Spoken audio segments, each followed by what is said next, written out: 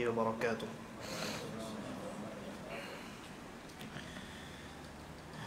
الحمد لله رب العالمين والصلاة والسلام على رسوله الأمين وعلى آله وصحبه أجمعين. أما بعد. صحابہ کرام، تابعین عظام اور وہ علماء جنہوں نے صحابہ کرام کے منہج اور طریقے پر زندگی گزاری، جنہیں سلف کہا جاتا ہے، ان کی بڑی قیمتی اور پیاری نصیحتوں کے اوپر گفتگو کا یہ سلسلہ ہمارا کئی ہفتوں سے جاری ہے، اور بفضلہ تعالی کئی نصیحتوں پر ہم نے گفتگو کی ہے.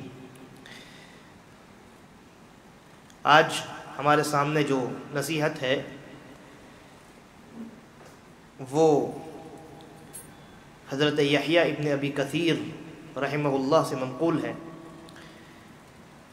وہ کہتے ہیں کہ ان کے زمانے میں یہ بات کہی جاتی تھی کہ انسان اپنے نفس کو اللہ تبارک و تعالی کی اطاعت کی وجہ سے جتنا زیادہ باعزت بناتا ہے کسی اور چیز کے ذریعے سے نہیں بناتا، اور انسان اللہ رب العالمین کی معصیت کی وجہ سے یعنی نافرمانی کی وجہ سے اپنے نفس کو جتنا ذلیل کرتا ہے کسی اور امر سے اور کسی اور عمل سے، اتنی ذلت اس کی نفس کو حاصل نہیں ہوتی. یعنی انسان کی عزت اور ذلت کا معیار اللہ رب العالمین کی اطاعت ہے. جو لوگ اللہ رب العالمین کے مطیع اور فرمانبردار ہیں، زندگی گزارتے ہیں تو اللہ کے بتلائے ہوئے طریقے پر گزارتے ہیں. ہر موڑ پر، ہر موقع پر وہ ٹھہر کر کے شریعت کا حکم تلاش کرتے ہیں. وہ انسان جو اس معاملے میں جتنا آگے ہوگا، جو انسان اس معاملے میں جتنا آگے ہوگا، وہ انسان اتنا ہی باعزت اور باوقار انسان ہوگا. قرآن مجید کی وہ آیت آپ کے سامنے ہے. اللہ رب العالمین نے فرمایا ان اکرمکم عند اللہ اتقاکم، کہ تم میں سب سے زیادہ باعزت انسان وہ ہے، یعنی اللہ کی نظر میں. اللہ کی نظر میں، لوگوں کی نظر میں باعزت ہونا یہ کوئی شرف کی بات نہیں. لوگوں کی نظر میں باعزت ہونا یہ کوئی شرف کی بات نہیں. ہم مسلمان ہیں، دیکھیے بہت سارے کفار ایسے ہیں جو لوگوں کی نظر میں بڑے باعزت ہیں. وہ جہاں جاتے ہیں لوگوں کی ایک بھیڑ جمع ہو جاتی ہے اور ان کو رسپیکٹ دیا جاتا ہے، ان کے سامنے بڑی یعنی عزت سے ان کی مہمان نوازی کی جاتی ہے اور انہیں بڑا یعنی باعزت انسان تصور کیا جاتا ہے. تو دنیاوی عزت یا شہرت یہ تو کفار کو بھی حاصل ہے، لیکن اصل جو عزت ہے، جس عزت کی اصل قیمت ہے، وہ عزت ہے جو اللہ رب العالمین کی نظر میں ہو. انسان اگر دنیا میں بڑا باعزت، لوگ بڑی عزت کرتے ہیں کسی انسان کی، ممکن ہے اس سے ڈر کر کے، خوف کی وجہ سے اس کی عزت کرتے ہوں، یا اس کی شہرت کی وجہ سے اس کی عزت کرتے ہوں، ہے نا. بہت سارے ایسے بھی لوگ ہیں جو بہت گھناؤنا کام انجام دیتے ہیں لیکن معاشرے میں بڑے باعزت ہیں.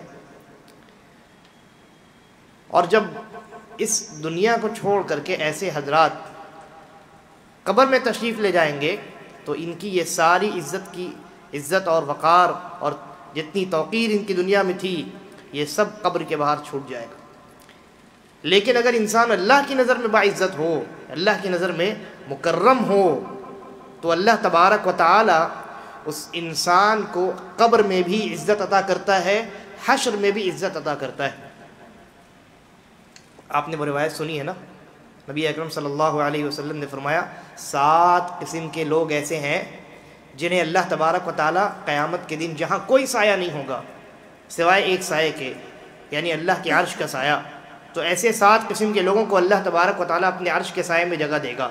عرش کے سائے میں جگہ ملنا، اس سے بڑی عزت اور توقیر کی بات کچھ ہو سکتی ہے. ان 7 قسموں کو آپ دیکھیں گے، 7 قسم کے جو لوگ ہیں ان میں وہی لوگ ہیں جو متقی اور پرہیزگار ہیں، جنہوں نے دنیا میں اللہ کی اطاعت میں زندگی گزاری. وہ نوجوان ہیں شاب نشأ فی عبادت اللہ، وہ نوجوان جس نے اپنی جوانی اللہ کی عبادت میں گزاری. ایسا نوجوان جو اپنی جوانی یعنی جس موقع جس مرحلے میں خواہشات اس کے دل میں سب سے زیادہ ہوتی ہیں، دنیا کی چاہت اور دنیا حاصل کرنے کی خواہش اس کے دل میں سب سے زیادہ ہوتی ہے، ایسے موقع پر کوئی نوجوان اگر اس جوانی کے مرحلے میں اللہ رب العالمین کی عبادت میں اپنے اوقات کو صرف کرتا ہے، اللہ رب العالمین اسے دنیا اور آخرت دونوں جگہ بہت عزت سے نوازتا ہے۔ آخرت میں، قیامت میں، میدان حشر میں۔ یہاں اگر عزت ملے گی تو کتنے لوگوں کے سامنے؟ 1000، 10,000، 12,000، 1 لاکھ، 2 لاکھ، ملین میں چلے جائیے، بلین میں چلے جائیے، اس سے زیادہ نہیں۔ ایک نسل گزرے گی، انسان کا وقت ختم ہوگا، عزت بھی ختم۔ کون جانتا ہے کہ آج سے 100 سال پہلے کون لوگ دنیا میں تھے اور کون باعزت تھے اور کون یعنی کنہیں دنیا میں عزت دی جاتی تھی اور ذلت دی جاتی تھی؟ لوگ آئے، پیدا ہوئے، دنیاوی عزت ان کو ملی، ختم ہو گئے۔ لیکن قیامت میں اللہ تبارک و تعالیٰ کی جانب سے جو عزت ملے گی، اس عزت کو یعنی اللہ تبارک و تعالیٰ اپنے خاص بندوں کی جو عزت اور توقیر کرے گا قیامت کے دن، وہ ان گنتی کے چند لوگوں کے درمیان نہیں، بلکہ پوری انسانیت جمع ہوگی، تمام خلائق جمع ہوں گے، آدم علیہ السلام سے لے کر قیامت کے آخری آدمی تک۔ وہاں اللہ تبارک و تعالیٰ نے اگر کسی کو عزت دی تو وہ عزت ہے نا، تمام انسانیت موجود ہے جہاں، وہ اصل عزت ہے۔ اور وہ عزت اگر حاصل کرنی ہے تو کیا کرنا ہوگا؟ تقوی اختیار کرنا ہوگا، جس کو دوسرے الفاظ میں یحییٰ ابن کثیر نے کہا کہ انسان اپنے نفس کو جو عزت دیتا ہے، باعزت بناتا ہے، وہ اللہ کی اطاعت کے علاوہ کوئی دوسری چیز نہیں ہے جس کے ذریعے سے وہ اپنے نفس کو اور اپنی ذات کو باعزت بناتا ہے۔ اور وہیں دوسری جانب جو انسان اللہ کی معصیت میں مبتلا ہوتا ہے، اللہ کی نافرمانی میں زندگی گزارتا ہے، تو دنیا کا معاملہ کچھ بھی ہو، لیکن آخرت میں اللہ تبارک و تعالیٰ بڑا ذلیل کرے گا اس انسان کو۔ کئی ایسے لوگ ہیں جنہوں نے اللہ کی نافرمانی کی یا کرنے والے ہیں، قیامت کے دن ان کو ایسے عذاب دیے جائیں گے اور ان کے راز کو اللہ تبارک و تعالیٰ فاش کرے گا، اور اس راز پر دنیا میں جو چھپا ہوا تھا، ان کے گناہ چھپے ہوئے تھے، اللہ تبارک و تعالیٰ قیامت میں اسے تمام دنیا والوں کے سامنے فاش کر دے گا۔ ایک روایت کے اندر آپ جانتے ہیں نبی اکرم صلی اللہ علیہ وسلم نے متکبر کے بارے میں اس طرح کے جملے ارشاد فرمائے، اور پھر اسی طریقے پر جو لوگ دنیا میں دکھلاوے کے لیے عمل کرتے ہیں، ان لوگوں کے تعلق سے بھی اللہ کے نبی صلی اللہ علیہ وسلم نے بعض روایات میں اس طرح کے جملے ارشاد فرمائے۔ لہذا انسان اللہ کی معصیت میں جتنا آگے بڑھے گا، اللہ کی نظر میں اس انسان کی عزت اور اس انسان کی توقیر، اس انسان کی اہمیت، اس انسان کا وقار اتنا ہی گھٹتا جائے گا۔ تو یہ بڑی قیمتی نصیحت ہے۔ اس کے بعد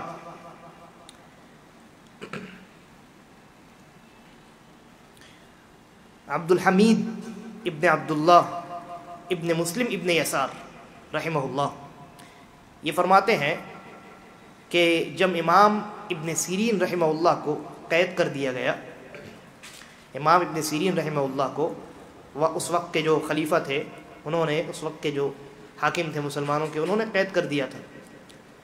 کس وجہ سے کیا تھا وہ بات کی ہے، اصل جو مقصد ہے ہم اس کو دیکھتے ہیں۔ تو یہ کہتے ہیں کہ جب امام ابن سیرین رحمہ اللہ کو قید کر دیا گیا، اور یہ امام ابن سیرین رحمہ اللہ اپنے وقت کے امام ہیں، تمام لوگ ان کی امامت سے واقف ہیں، حتیٰ کہ جو جیلر ہے، جیل میں جو جیلر ہے وہ بھی امام ابن سیرین رحمہ اللہ کی بڑی عزت اور توقیر کرتا ہے، وہ بھی ان کی امامت سے واقف ہے۔ تو وہ فرماتے ہیں جب امام ابن سیرین رحمہ اللہ کو جیل میں قید کر دیا گیا تو جیلروں نے کہا، جو پہرے دار ہوتے ہیں نا جیل کے باہر، ان لوگوں نے کہا کہ جب رات ہو تو آپ اپنے گھر چلے جائیے، اور جب صبح ہو تو لوٹ آئیے، یعنی ہم آپ کی مدد کریں گے، ہمیں معلوم ہے آپ کے اوپر ظلم کیا گیا ہے، خلیفہ نے آپ کو ظلماً قید کر دیا ہے، چنانچہ ہم تو آپ کی امامت سے واقف ہیں، بے گناہی سے واقف ہیں، ایک کام کیجئے، آپ رات میں اپنے گھر کو چلے جائیے، اور جب صبح ہو تو چپ چاپ واپس آ جائیے، ہمارے علاوہ یہاں کون ہے اور ہم کسی کو بتانے والے نہیں ہیں، ہم آپ کی مدد کریں گے، ہم آپ کی مدد کریں گے۔ تو دیکھیے امام ابن سیرین رحمہ اللہ نے کیا جواب دیا، کتنا اچھا موقع تھا نا، اس سے اچھا موقع کسی کو ملے گا؟ یعنی جیلر خود کہے کہ چلو رات میں گھر چلے جاؤ، صبح صبح واپس آ جانا، تو اس کی وہ قید ہی نہیں ہے، وہ تو نارمل زندگی گزار رہا ہے۔ بہرحال تو راوی بیان کرتے ہیں کہ جب امام ابن سیرین رحمہ اللہ کے سامنے جیلروں نے، جو پہرے دار تھے سجن کے یعنی جیل کے، انہوں نے یہ آفر رکھا، تو امام صاحب نے کیا جواب دیا؟ بہت ہی پیارا جواب دیا. کہا لا واللہ، ہرگز نہیں، اللہ کی قسم، لا اعینک علی خیانت السلطان، میں تمہاری مدد سلطان کی خیانت پر ہرگز نہیں کر سکتا. سلطان مسلمانوں کا حاکم، اس نے تمہیں مامور کیا ہے میری حفاظت پر کہ میں بھاگ نہ جاؤں، اور تم اگر مجھے رات میں اجازت دو گے گھر جانے کی تو تم نے کیا کیا؟ تم نے اس امانت میں خیانت کر دیا. اور سلطان کی خیانت یہ اللہ رب العالمین کی نافرمانی ہے. لہذا میں سلطان کی خیانت کرنے پر، حاکم وقت کی خیانت اور اس کی نافرمانی کرنے پر میں تمہاری مدد نہیں کروں گا، میں تمہاری مدد نہیں کروں گا. ایک یہ منہج ہے جو امام ابن سیرین رحمہ اللہ نے ہمیں دیا ہے کہ اگر سلطان ظلم ہی کیوں کر رہا ہو، کیوں نہ کر رہا ہو، سلطان جو ہے مسلمانوں کا حاکم ظالم اور جابر ہی کیوں نہ ہو، مسلمانوں کے حقوق ہی کیوں نہ سلب کر رہا ہو، لیکن اس کے باوجود نہ اس کے خلاف دوسروں کو بھڑکایا جائے اور نہ اس کے خلاف بغاوت، علم بغاوت بلند کی جائے، بلکہ اس کی اطاعت و فرما برداری امت کے ذہن و دماغ میں بسائی جائے. یہی منہج ہمیں امام ابن سیرین رحمہ اللہ کے اس طرز عمل سے ملتا ہے. ورنہ اگر ان کے لیے تو بائیں ہاتھ کا کھیل تھا. بھائی جو سجین ہیں، جو جیل کے پہرے دار ہیں، وہ خود ہی بادشاہ کے مخالف ہو گئے ہیں، اور پھر ایک امت ہے جو ان کی امامت کے قائل ہے. اگر وہ چاہیں تو امت کو ایک اشارہ کریں، لوگ بغاوت پر اتر آتے. لیکن امام ابن سیرین رحمہ اللہ نے ہرگز ایسا نہیں کیا، بلکہ جو سلطان کے امر کی مخالفت کر رہا تھا اسے بھی ڈانٹ پلائی، کہا کہ یہ خیانت ہے اور خیانت جائز نہیں ہے. یہی اسی طرح کا واقعہ امام احمد ابن حنبل رحمہ اللہ کے ساتھ بھی پیش آیا تھا. یعنی جیل کے اندر تو اس طرح کے واقعات نہیں پیش آئے، لیکن بعض لوگوں نے ان سے، امام احمد ابن حنبل رحمہ اللہ سے، بادشاہ وقت جو علماء پر ظلم کر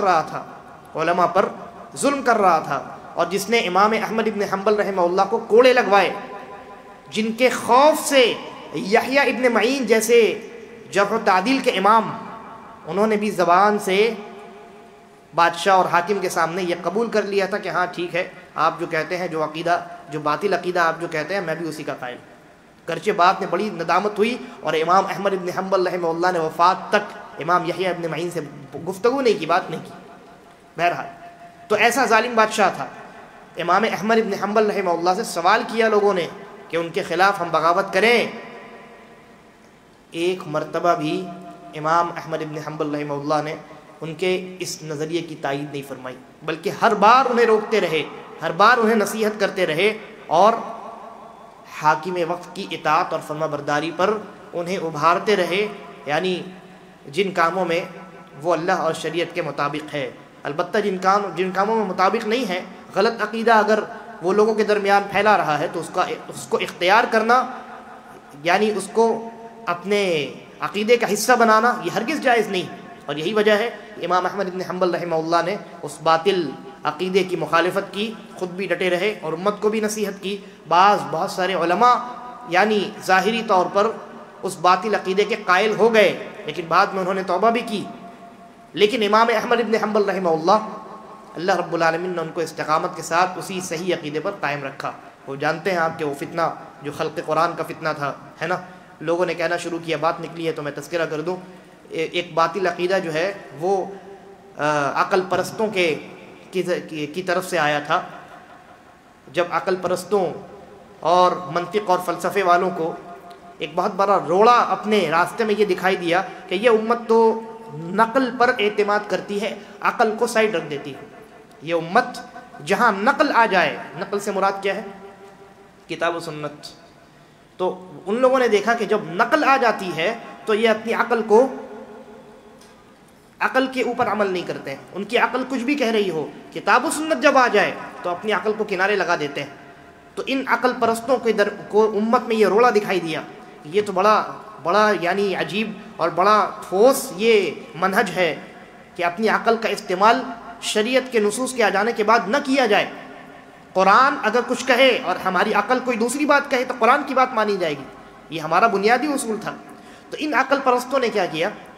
ان عقل پرستوں نے کتاب اللہ اور سنت رسول اللہ کی اہمیت گھٹانے کے لیے قرآن جو مسلمانوں کی بنیاد ہے، شریعت کی بنیاد ہے، اس کی اہمیت کم کرنے کے لیے، اس کی حجیت اور اس کے دلیل ہونے کا جو مرتبہ امت میں ہے، اس مرتبے کو کم کرنے کے لیے انہوں نے کیا کیا؟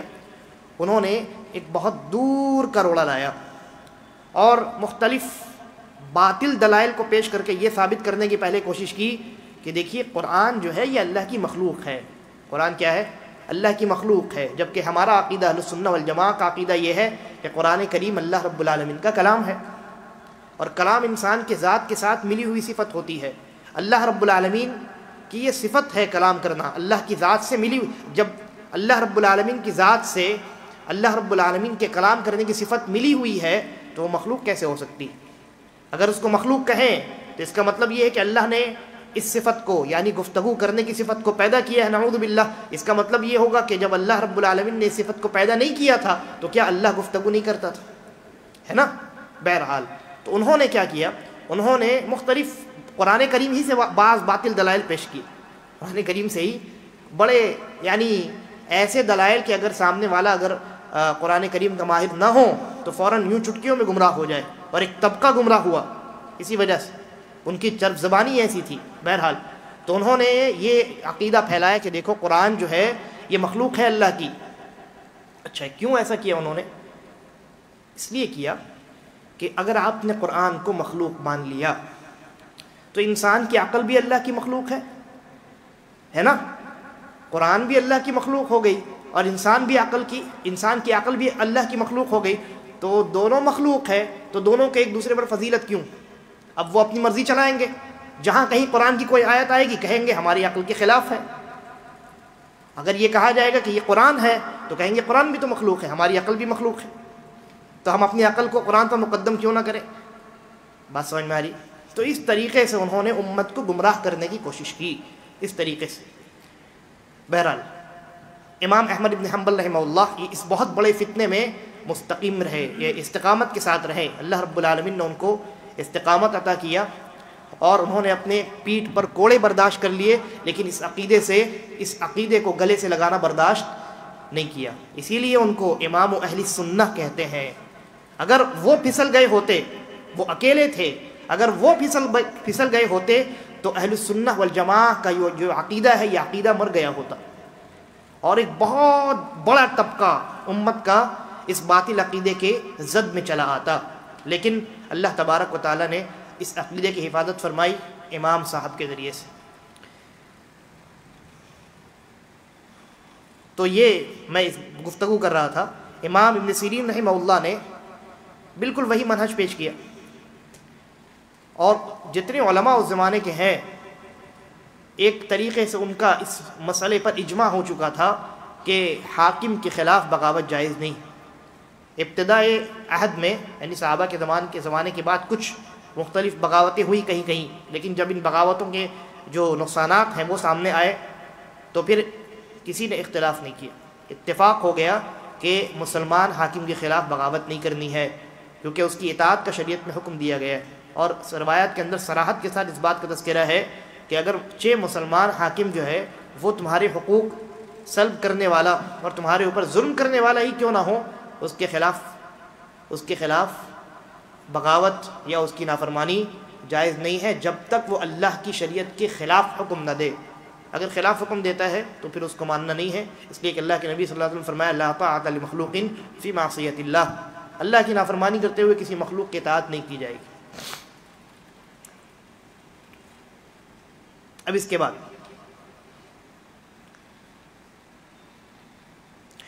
امام ابو قلابہ رحمہ اللہ یہ فرماتے ہیں بدعت کے تعلق سے بڑی عظیم بات کہی ہے. انہوں نے کہا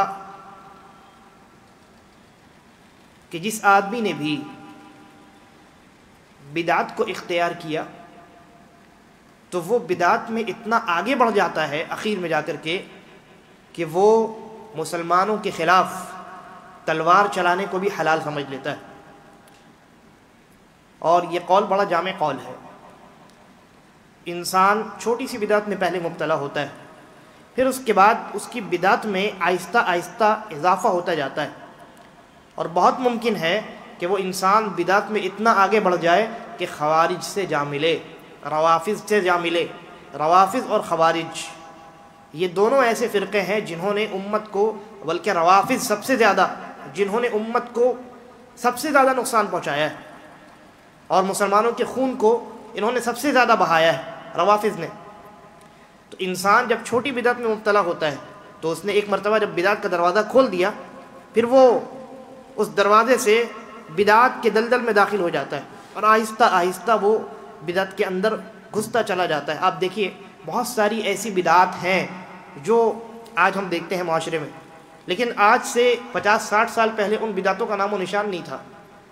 جیسے مثال کے طور پہ یہ جو عید میلاد کا اہتمام کیا جاتا ہے 12 ربیع الاول کو، ابھی جلوس وغیرہ کا بہت زور شور سے اہتمام ہوتا ہے نا۔ اپنے آپ باپ دادا سے، جو بزرگ ہیں آپ کے گھروں میں، اگر ان سے آپ دریافت کیجئے گا، پوچھئے گا کہ آپ کے زمانے میں کبھی ایسا ہوتا، وہ کہیں گے نہیں، یہ تو نئی نئی چیزیں ہیں، جلوس اور وہ سبیلیں بانٹنا عید میلاد کے موقع پر 12 ربیع الاول کو، یہ بعد میں یہ چیزیں پیدا ہوئی ہیں، پہلے یہ چیزیں نہیں تھیں۔ اور آج جس اہتمام کے ساتھ ان بدعتوں کو انجام دیا جاتا ہے، 20-25 سال 30 سال پہلے وہ اہتمام نہیں تھا۔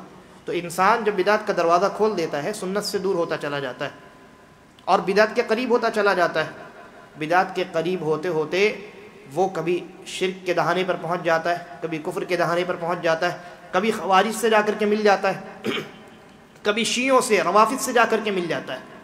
اس لیے انسان کو سنت کا دامن تھام کر رکھنا چاہیے۔ اس کے بعد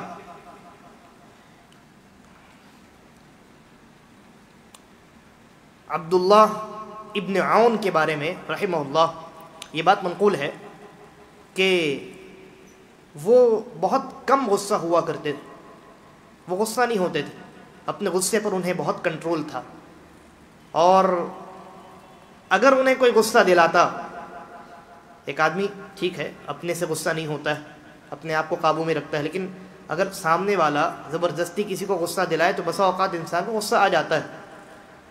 لیکن عبداللہ ابن عون رحمہ اللہ اپنے غصے پر کیسے قابو کیا کرتے تھے، دیکھیے۔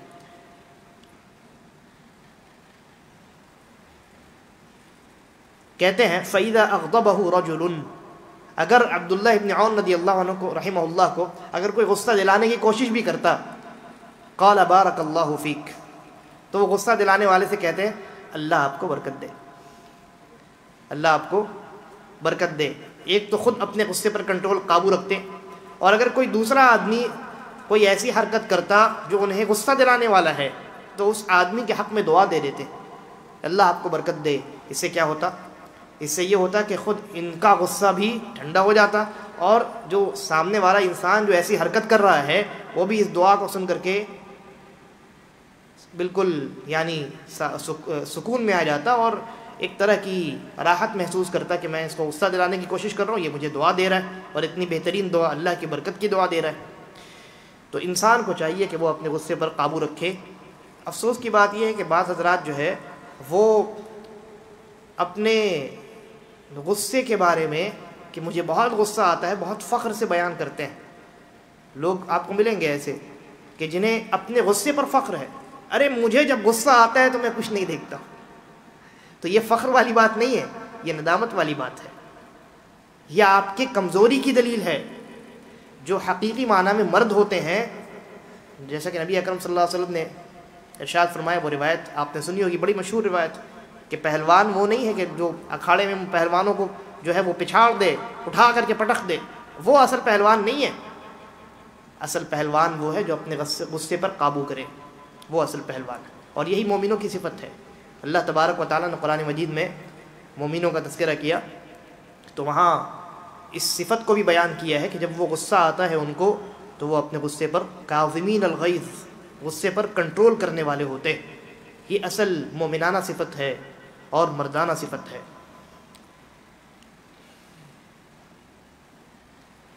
اس کے بعد سلیمان ابن یسار رحمہ اللہ کہتے ہیں کہ کچھ لوگ ایسے ہیں کہ جب وہ سفر کرتے ہیں، سفر میں نکلتے ہیں اپنی اونٹنیوں پر، اپنے گھوڑوں پر، تو وہ یہ کہتے ہیں سبحان الذی سخر لنا ھذا، کہ میں اس ذات کی تسبیح بیان کرتا ہوں جس نے اس سواری کو میرے قابو میں کر دیا، وما كنا له مقرنین، اور ہم اس سواری پر قابو پانے والے نہیں تھے، وَإِنَّا إِلَىٰ رَبِّنَا لَمُنْقَلِبُونَ، اور ہم تو اپنے رب ہی کی جانب لوٹ کر جانے والے ہیں۔ یعنی انہوں نے کہا کہ ایک قوم تو وہ ہوتی ہے جو جب سفر کرتی ہے، سواری پر سوار ہوتی ہے ایک جگہ سے دوسری جگہ، تو وہ اس سواری پر سوار ہو کر کے تکبر نہیں کرتی کہ ہاں میں نے اونٹنی کو اپنے قبضے میں کر لیا، میرے پاس اتنی بہترین عمدہ قسم کی بائک ہے آج کے زمانے کے حساب سے، اور اتنی مہنگی میرے پاس کار ہے۔ کسی کے پاس نہیں، تکبر میں مبتلا نہیں ہوتے، بلکہ جب وہ سواری پر سوار ہوتے ہیں تو اسے اللہ کی نعمت سمجھتے ہیں اور اللہ کی پاکی بیان کرتے ہیں اور کہتے ہیں کہ اے اللہ، ہمارے اندر یہ طاقت نہیں تھی کہ یہ ہمارے کنٹرول میں آ جاتی، در حقیقت یہ تیری توفیق ہے کہ تو نے اسے ہمارے کنٹرول میں دے دیا ہے۔ تو ایک یہ قوم ہے جو سواری پر سوار ہونے کے بعد تکبر سے کام نہیں لیتی بلکہ شکر سے کام لیتی، اور کہتے ہیں، اور بعض لوگ قوم میں ایسے ہوتے ہیں جنہیں بڑا ناز ہوتا ہے، تو جب وہ ایسے متکبر قسم کے لوگ سفر میں جاتے ہیں، یعنی اپنی سواری پر سوار ہوتے ہیں، تو نخرے دکھاتے ہیں۔ وہ کہتے ہیں کہ اما انا، جہاں تک میری بات ہے، ارے تم لوگ سواری پر سوار ہوتے ہو، کہتے ہو کہ یہ ہماری بس میں نہیں تھی تو اللہ نے دے دی، بھائی جہاں تک ہماری بات ہے، فقد امسیت لہذہ مقرنا، تو مجھے اپنی اس سواری پر مکمل دسترس حاصل ہے، مجھے اپنی اس سواری پر مکمل دسترس حاصل ہے۔ اور ہوتا یہ ہے کہ کچھ دور جانے کے بعد ان کی وہ سواری کہ جس سواری پر انہیں بڑا دسترس حاصل تھا اور بڑا فخر تھا، وہ سواری انہیں پٹخ دیتی ہے اور موت کے گھاٹ پہ اتر جاتے ہیں۔ تو یہ اصل میں یہ سواری کا تذکرہ بطور خاص کیوں کیا گیا ہے؟ اس لیے کہ آج کے زمانے میں سفر بہت آسان ہے، اس زمانے کے حساب سے اگر آپ سوچئے گا تو سفر یہ بڑا مشکل کام ہوا کرتا تھا، اور ایک آدمی کے پاس اگر اونٹ ہے سفر کرنے کے لیے تو وہ بڑا اپنے آپ کو خوش نصیب انسان سمجھا کرتا تھا، اللہ کی ایک بہت بڑی نعمت اس کے پاس ہے۔ آج بھی دیکھیے کسی کے پاس اگر بائک ہے، کار ہے، تو وہ کتنی آسانی سے جہاں چاہتا ہے چلا جاتا ہے، اور جن لوگوں کے پاس نہیں ہے تو بسوں کے دھکے کھاتے ہیں، آٹو میں جاتے ہیں، آٹو رکشہ میں جاتے ہیں، اور کبھی کبھی پیدل جانے کی ضرورت نوبت آ جاتی۔ تو یہ اللہ کی بڑی نعمت۔ تو اس زمانے میں بطور خاص سواریوں کی جو ہے بہت زیادہ اہمیت ہوا کرتی تھی، آج بھی ہے لیکن اس زمانے میں اور زیادہ تھی۔ تو اس زمانے میں بعض لوگ اپنی سواری پر سوار ہو کر کے نخرے دکھایا کرتے تھے، تکبر اور فخر کا اظہار کیا کرتے تھے۔ تو انہوں نے کہا کہ در حقیقت جو لوگ ایسا کرتے ہیں پھر انہی لوگوں کو آگے جا کر کے ان کی سواری پٹک دیتی ہے اور ان کا کام تمام ہو جاتا ہے۔ اگر ان لوگوں نے اللہ کا شکر ادا کیا ہوتا تو اللہ تبارک و تعالیٰ ان کی حفاظت کرتا، اللہ تبارک و تعالیٰ ان کی حفاظت کرتا، کیونکہ اللہ کا یہ وعدہ ہے لئن شکرتم لازیدنکم، اگر تم نے شکر کیا تو ہم تمہیں اور دیں گے اور زیادہ تمہیں اپنی نعمتوں سے نوازیں گے، وَلَئِن كَفَرْتُمْ إِنَّ عَذَابِي لَشَدِيدٌ، اور اگر کفر کرو گے، تکبر کا مظاہرہ کرو گے، فخر دکھاؤ گے، نخرے دکھاؤ گے، تو جان لو کہ میرا جو پکڑ ہے، میرا جو عذاب ہے وہ بڑا سخت ہے۔ اس کے بعد ابو حازم سلمہ ابن دینار رحمہ اللہ، ان سے کہا گیا یا ابا حازم اما ترى قد غلا السعر، کہا گیا اے ابو حازم دیکھیے مارکیٹ میں مہنگائی کتنی بڑھ گئی۔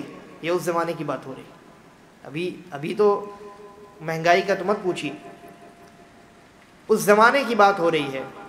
تو کسی نے کہا کہ دیکھیے، یعنی افسوس کا اظہار کیا، انسان اپنی پریشانیوں کو بیان کر کے روتا ہے نا، دوستوں کے سامنے، لوگوں کے سامنے، کہ ہائے ایسا ہو گیا، اتنی مہنگائی ہے، کیا کریں، رہنا سہنا کھانا پینا ٹھیک سے نہیں ہو پا رہا ہے، شکایت بھی کرتا ہے انسان۔ تو ابو حازم سلمہ ابن دینار رحمہ اللہ سے کہا گیا کہ دیکھیے کتنی مہنگائی ہو گئی، قد غلی السعر، کتنی مہنگائی ہو گئی. یعنی جس انسان نے ایسا کہا تھا، ایسا معلوم ہوتا ہے ان کے جواب سے جو ابھی آنے والا ہے، کہ وہ انسان اپنے رزق اور اپنی روزی کے بارے میں شکایت کر رہا تھا کہ دیکھیے مہنگائی کتنی ہو گئی ہے اور روزی روٹی میں کتنی دقت پریشانی پیش آ رہی، آدمی کیسے کمائے گا، کیسے کھائے گا. یہی لوگ کہتے ہیں نا، آج بھی شکایت کرتے ہیں. جبکہ نبی اکرم صلی اللہ علیہ وسلم نے ایک حدیث کے اندر فرمایا ہے کہ یہ جو مہنگائی اور یہ مارکیٹ میں قیمتوں کے اتار چڑھاؤ کا جو معاملہ ہے، یہ اللہ تبارک و تعالیٰ کے ہاتھ میں ہوتا ہے. تو کسی نے کہا کہ دیکھیے کتنی مہنگائی ہو گئی، تو انہوں نے جواب دیا وما یغمکم من ذلک، تو کیا ہو گیا، تمہیں کیوں فکر ہو رہی ہے؟ اگر مارکیٹ میں مہنگائی زیادہ ہو گئی ہے تو ٹینشن لینے کی ضرورت نہیں ہے، فکر میں مبتلا ہونے کی ضرورت نہیں ہے. ان الذی یرزقنا فی الرخص، وہ ذات جو ہمیں اس زمانے میں روزی اور رزق عطا کرتا تھا جب مارکیٹ میں یہ مہنگائی نہیں تھی، ساری چیزیں سستی ہوا کرتی تھیں. هو الذی یرزقنا فی الغلاء، وہی ذات ہمیں اس مہنگائی کے زمانے میں بھی روزی دے گا، کیونکہ اللہ تبارک و تعالیٰ نے وعدہ کیا وما من دابۃ فی الارض الا علی اللہ رزقها، کہ زمین میں جتنے جاندار ہیں، چاہے وہ انسان ہوں یا انسانوں کے علاوہ چوپائے ہوں، چرند پرند ہوں، ان تمام کے رزق کی ذمہ داری اللہ تبارک و تعالیٰ نے لے رکھی. بعض حضرات جو ہے، بڑا اہم مسئلہ میں ذہن میں آ گیا تو بیان کروں یہ مہنگائی کے تعلق سے. بعض حضرات جو ہے وہ فیملی پلاننگ کرتے ہیں، اور یہ جو ہے یہ فتنہ آج ہمارے معاشرے میں بہت یعنی جڑ پکڑ چکا ہے. ہر ایڈ جو دکھایا جاتا ہے مسلمانوں کو ٹیلی ویژن پہ ہو یا دیگر اشتہارات کے جو مواقع ہیں، وہاں یہ بات گتھی میں پلائی جاتی ہے کہ بچے دو ہی اچھے ہے نا. فیملی پلاننگ کرنے کی تلقین کی جاتی ہے، اور جو لوگ فیملی پلاننگ کرتے ہیں انہیں بڑا عقل مند سمجھا جاتا ہے. اچھا، تو فیملی پلاننگ جو لوگ کرتے ہیں وہ کس وجہ سے کرتے ہیں؟ کچھ لوگ کہیں گے وہ پاپولیشن بہت زیادہ ہو گئی، اس کی کسی کو نہیں پڑی، آبادی کی کسی کو پڑی نہیں ہے. اصل جس وجہ سے لوگ فیملی پلاننگ کرنا چاہتے ہیں، آپ کا بھی خود تجربہ ہوگا، آپ لوگوں سے ملتے ہیں جلتے ہیں، اپنے دوست احباب سے بھی آپ نے سنا ہوگا، میرا تو ذاتی یہ تجربہ ہے. لوگ فیملی پلاننگ اس لیے کرتے ہیں کیونکہ مہنگائی بہت زیادہ ہے. ایک بچہ اگر پیدا ہو گیا، پیدا ہوتے ہی خرچے شروع ہو جاتے ہیں. اس کے ویکسینز کا خرچہ اگر آپ نے گورنمنٹ سیکٹرز میں انتظام کر لیا ہے تو ٹھیک ہے، پیسہ بچ جاتا ہے. لیکن لوگ اپنی عار سمجھتے ہیں کہ ہم وہاں جائیں گے تو پھر پرائیویٹ میں جاتے ہیں، پھر وہاں لمبا چوڑا خرچ ہوتا ہے نا. حتیٰ کہ وہ تو دور بات کی بات ہے، بچے کی پیدائش میں بھی اچھا خاصا خرچ ہو جاتا ہے آج کل. اور پھر اس کے بعد پھر جب بچہ پیدا ہوتا ہے تو آج کل کا معاملہ یہ ہے کہ بچے نے ابھی زبان سے ایک کلمہ بولا ہے، اس کو پکڑ کر کے اسکول میں ڈال دیا جاتا ہے. پھر وہ ننھا منا چھوٹا سا 5-6 سال کا بچہ یہ بھاری بیگ اٹھا کر کے صبح سے لے کر رات تک بیچارہ ٹینشن میں ہوتا ہے، یہ یاد کرنا ہے وہ یاد کرنا ہے. حالانکہ بچے جو ہیں، نبی اکرم صلی اللہ علیہ وسلم نے 7 سال تک تو نماز بھی پڑھنے کا حکم دینے کو نہیں کہا. سب سے بڑی ذمہ داری کیا ہے مسلمانوں کی، جس کے بارے میں قیامت میں سوال کیا جائے گا ہر مسلمان سے؟ اس سوال کے جواب دیے بغیر کوئی آگے نہیں بڑھ سکے گا، ہے نا. لا تزول قدم ابن آدم. اللہ کے نبی نے فرمایا 7 سال کے بعد اس کو تلقین کرو. 7 سال تک بچے کو ماں باپ کی شفقت کی ضرورت ہوتی ہے. آزاد رہنے والا وہ زمانہ ہوتا ہے، اس کا ذمہ داری اٹھانے والا زمانہ نہیں ہوتا ہے. تو میں یہ کہہ رہا تھا کہ بچے ابھی جو ہے 3-4 سال کے ہوتے ہیں، اس کو پکڑ کر کے اسکول میں داخل کر دیا جاتا ہے. اور اگر نہ داخل کیا جائے تو دونوں طرف سے ننیال ددیال دونوں طرف سے پریشر ڈالا جاتا ہے کہ بچہ اب بڑا ہو رہا ہے، اس کے فیوچر کی فکر کرو، اسکول میں داخل کرو. پھر وہاں الگ خرچہ. تو خرچے بہت ہیں، ہے نا. آج کی سوسائٹی میں خرچے ان خرچوں سے بچنے کے لیے لوگ کہتے ہیں نہیں بچے دو ہی اچھے، زیادہ بچے کرنے کی ضرورت نہیں ہے. ان خرچوں سے ڈرتے ہیں کہ کیسے بڑا ہوگا، کیسے کھلائیں گے پلائیں گے، دودھ کا خرچہ فلاں اور یہ اور وہ. اس ڈر کی وجہ سے، مہنگائی کے ڈر کی وجہ سے لوگوں نے فیملی پلاننگ کرنی شروع کر دی. جبکہ قرآن مجید میں اللہ تبارک و تعالی نے 2 مقامات پر انسانیت کے نام مہنگائی اور فیملی پلاننگ کے تعلق سے 2 مقامات پر بڑے عمدہ انداز میں پیغامات دیے۔ انسان کو اگر یہ خوف ہے کہ بچہ اگر ہم نے کر لیا، بچے اگر زیادہ ہو گئے تو اب بچوں میں سارا پیسہ چلا جائے گا، ہمارے اپنے لالے پڑ جائیں گے، ہم کیا کریں گے، ہم کیسے کھائیں گے پیئیں گے، سب تو بچوں کے پیچھے خرچ ہو جائے گا۔ تو اللہ تبارک و تعالیٰ نے کہا نحن نرزقہم وإیاکم، بھائی ہم انہیں بھی روزی دیں گے اور تمہیں بھی روزی دیں گے، تمہیں بھی روزی کی فکر کرنے کی ضرورت نہیں۔ اور اگر انسان کو اس بات کا خوف ہے کہ اگر ہم نے بچے کر لیے تو ہمارا خود کا اپنا اتنا خرچہ ہے، بچے کے بھی سے خرچ کیسے کریں گے، بچے کی ذمہ داری کیسے اٹھائیں گے، مہنگائی بہت ہے، تو اللہ تبارک و تعالیٰ نے دوسرے مقام پہ اس صیغے کو بدل دیا، الٹ دیا۔ ایک جگہ پہلے کیا کہا نحن نرزقہم وإیاکم، اگر تمہیں اپنے بارے میں خوف ہے، نحن نرزقکم وإیاہم، اگر تمہیں بچوں کے بارے میں خوف ہے تو جس طریقے سے ہم نے تمہیں روزی دی ہے تمہارے بچوں کو بھی روزی دیں گے۔ اور دوسری جگہ کہا نحن نرزقکم وإیاہم، اگر تمہیں بچوں کے بارے میں خوف ہے کہ ان کی روزی روٹی کا کیا ہوگا تو جس طریقے سے ہم نے تمہیں روزی دی ہے ہم اسے بھی روزی دیں گے، دونوں کی روزی ہمارے ذمے ہے۔ اسی لیے علماء نے لکھا ہے کہ جو لوگ مہنگائی کی وجہ سے، یعنی مہنگائی یا آپ ایسے کہہ لیں کہ جو لوگ خرچ کی وجہ سے یا روزی اور رزق کے خوف کی وجہ سے عزل کرتے ہیں، عزل ایک طریقہ ہے فیملی پلاننگ کا، وہ آپ جانتے ہوں گے میرے خیال سے۔ تو جو لوگ ایسا کرتے ہیں اس خوف سے کہ یہ بچے پیدا ہوں گے تو ان کی ذمہ داری کون اٹھائے گا، ان کے روزی روٹی کا انتظام کہاں سے ہوگا، علماء نے لکھا ہے کہ یہ گناہ ہے اور یہ توکل کے منافی ہے، اللہ رب العالمین پر توکل کے منافی ہے۔ اللہ تبارک و تعالیٰ نے وعدہ کیا ہے کہ اگر آپ کو اللہ تبارک و تعالیٰ اولاد عطا کرے گا تو اولاد کے ساتھ ساتھ اس کے رزق کو بھی اللہ تبارک و تعالیٰ مہیا کرے گا، اس کے روزی کا بھی اللہ رب العالمین ہی انتظام کرے گا۔ بہرحال تو اس لیے یہ کہتے ہیں سلمہ ابن دینار رحمہ اللہ وما یغمکم من ذلک، اگر مارکیٹ میں مہنگائی بہت زیادہ ہے تو کیا ہو گیا، جو اللہ ہمیں جب مارکیٹ میں یہ مہنگائی نہیں تھی، ساری چیزیں سستی تھی، اس زمانے میں روزی دیتا تھا، وہی اللہ ہمیں اس مہنگائی کے زمانے میں بھی روزی دے گا۔ تو انسان کا توکل اللہ تبارک و تعالیٰ پر ہونا چاہیے، ہر اعتبار سے اللہ رب العالمین پر ہمیں بھروسہ کرنا ہے۔ بھروسہ کرنے کا یہ مطلب نہیں ہے کہ آپ وسائل ترک کر دیں، اسباب چھوڑ دیں، ریسورسز آپ سائڈ لگا دیں، یہ مطلب نہیں، بلکہ دنیا میں رہ کر کے زندگی گزارتے ہوئے، وسائل کو اختیار کرتے ہوئے، اسباب کو اختیار کرتے ہوئے، محنت اور مشقت کے ساتھ ساتھ اللہ رب العالمین پر بھروسہ اور توکل کرنا ہے کہ یہ تمام چیزیں صرف ذریعہ ہیں اور اس ذریعے کو بنانے والا بھی اللہ رب العالمین ہے، اسی نے ہمیں ان ذرائع کو اختیار کرنے کا حکم دیا ہے۔ چنانچہ ہم ان ذرائع کو اختیار کرتے ہیں، محنت کرتے ہیں، مارکیٹ میں جاتے ہیں، مال خریدتے ہیں، بیچتے ہیں، اس خرید و فروخت میں برکت دینے والا اللہ ہے، روزی دینے والا اور رزق کا انتظام کرنے والا اللہ ہے۔ تو ہمیں بھروسہ ہونا چاہیے اللہ تبارک و تعالیٰ پر اور توکل ہونا چاہیے۔ اس کے بعد اور بھی کئی قیمتی اور عمدہ ترین نصیحتیں ہیں، انشاءاللہ اگلے درس میں ہم ان پر گفتگو کریں گے۔ اللہ تبارک و تعالیٰ سے دعا ہے کہ وہ ہمیں کہنے کے ساتھ ساتھ کہی گئی باتوں پر عمل کرنے کی توفیق عطا فرمائے، آمین۔ السلام علیکم ورحمۃ اللہ۔